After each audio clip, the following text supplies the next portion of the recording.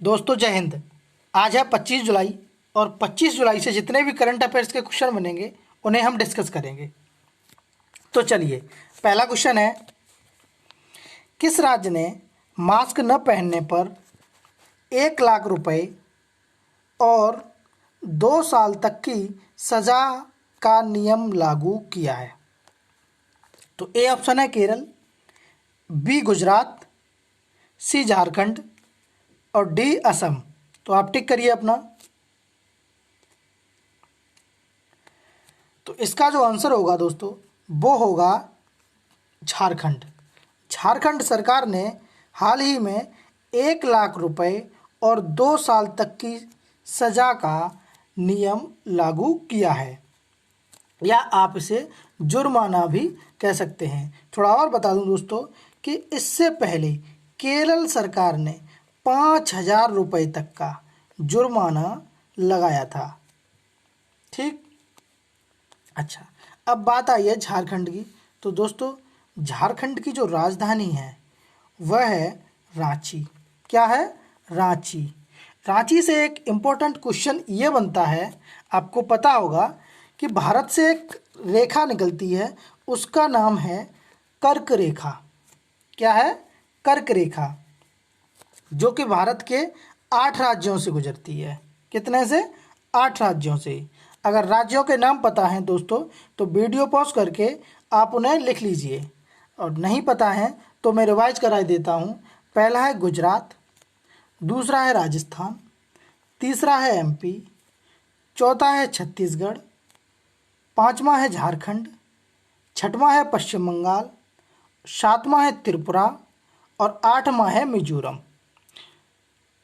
तो झारखंड जो है, जो झारखंड की राजधानी है, इसी राजधानी से होकर दोस्तों रांची से होकर कर्क रेखा गुजरती है, इसलिए जो रांची है वो इम्पोर्टेंट है। चलिए अगला क्वेश्चन है, हाल ही में प्रवासी रोजगार ऐप किसने लॉन्च किया है?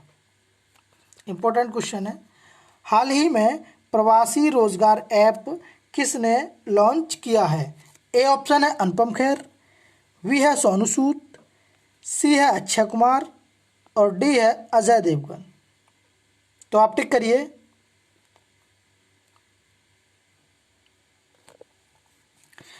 तो इसका जो आंसर होगा वो होगा सोनू सूद जी। ठीक है, जैसा कि आपको पता है कि कोरोना काल में दोस्तों सोनू सूद जी एक मसीहा के रूप में उभर के आए थे, और इन्होंने विभिन्न प्रदेशों के प्रवासी मजदूरों को अपने अपने गृह जनपद में पहुंचाया अपने ही पैसों से। ठीक है, तो सोनू सूद जी ने प्रवासी रोजगार ऐप को लॉन्च किया है, और इसमें क्या है दोस्तों कि अलग अलग इसमें कंपनियां हैं, जिससे कि अलग अलग विभिन्न क्षेत्रों में लोगों को या प्रवासी मजदूरों को रोजगार मिल सके। चलिए अगला क्वेश्चन है, WHO ने भारत के किन पड़ोसी देशों को खसरा और रूबेला मुक्त कर दिया है? तो ए ऑप्शन है पाकिस्तान अफगानिस्तान, बी ऑप्शन है श्रीलंका मालदीव, डी ऑप्शन है भूटान और चीन, और सी ऑप्शन है चीन और नेपाल। तो आप अपना टिक करिए।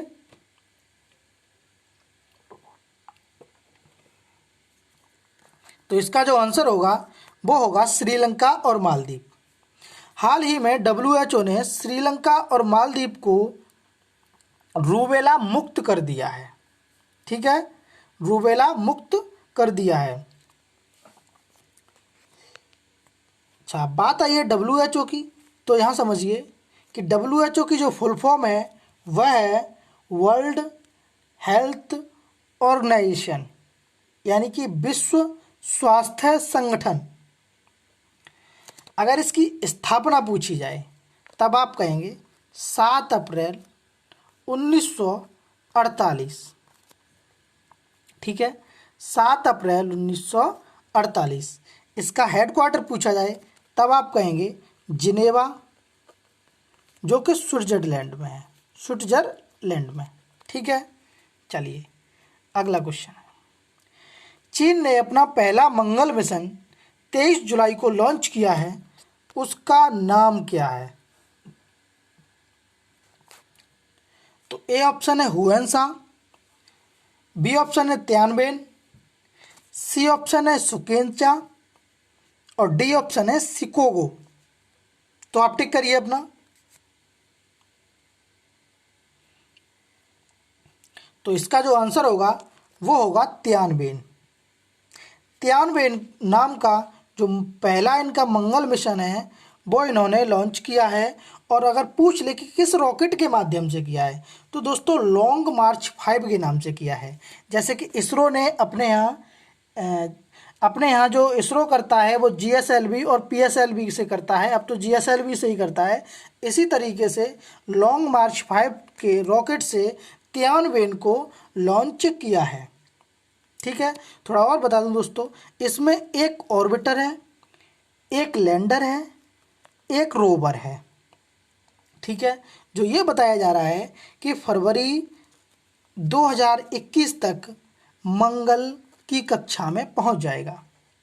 ठीक है, अब थोड़ा और जान लीजिए, अगर ये पूछा जाए कि मंगल पर कितने देश अब तक सफलतापूर्वक पहुंच चुके हैं, तो ए ऑप्शन पहला है अमेरिका, दूसरा है रूस, तीसरे हैं यूरोपीय देश और चौथा है अपना भारत। ये भारत जो है, ये 4 देश जो हैं वो सफलतापूर्वक पहुंच चुके हैं। ठीक, अब भारत की बात आई है तो भारत की कौन सी एजेंसी है दोस्तों? तो वह है इसरो।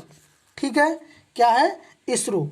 अगर इसरो की स्थापना पूछी जाए तब आप कहेंगे 15 अगस्त 1969। ठीक है, इसका हेडक्वार्टर पूछा जाए तब इस कहेंगे बेंगलुरु। क्या कहेंगे? बेंगलुरु। चलिए, अगला क्वेश्चन है, इस साल दिसंबर में होने वाले नोबेल पुरस्कार समारोह किस कारणों से रद्द कर दिए गए हैं या रद्द हुआ है? पहला है आतंक, दूसरा कोविड-19, तीसरा क्रांति और चौथा इनमें से कोई नहीं। तो आप बताइए।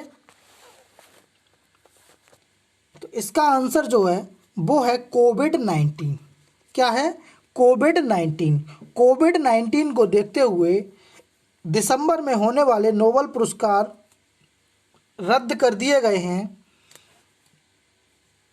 ठीक है, अच्छा थोड़ी और जान लीजिए इसमें एक बार और।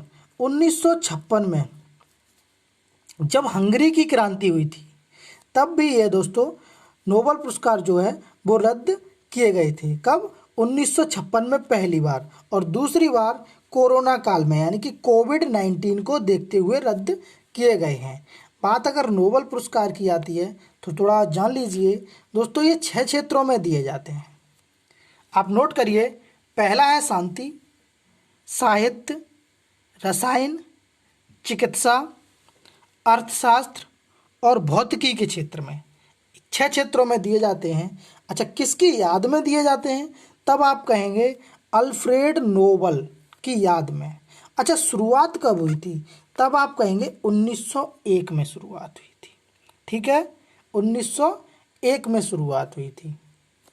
अच्छा, अभी पिछला जो नोबेल पुरस्कार अर्थशास्त्र के क्षेत्र में भारतीय मूल के व्यक्ति को मिला है, उनका नाम है अभिजीत बनर्जी। ये थोड़ी सी नॉर्मल बातें हैं, याद रखिए। ठीक है, चलिए दोस्तों, अगर वीडियो पसंद आए तो चैनल को सब्सक्राइब कर लीजिए। चलिए, अगला क्वेश्चन है, किस राज्य सरकार ने गोधन न्याय योजना शुरू की है? तो ए ऑप्शन है महाराष्ट्र, बी है कर्नाटक, सी है छत्तीसगढ़ और डी है हरियाणा। तो आप टिक करिए।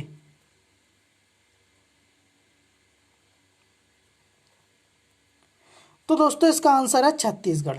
छत्तीसगढ़ सरकार ने गोबर को खरीदकर उसका जैविक खाद तैयार करने का उद्देश्य जो है वो बनाया है। ठीक है, तो इसका जो आंसर होगा वो होगा छत्तीसगढ़। ठीक है, चलिए अगला क्वेश्चन है,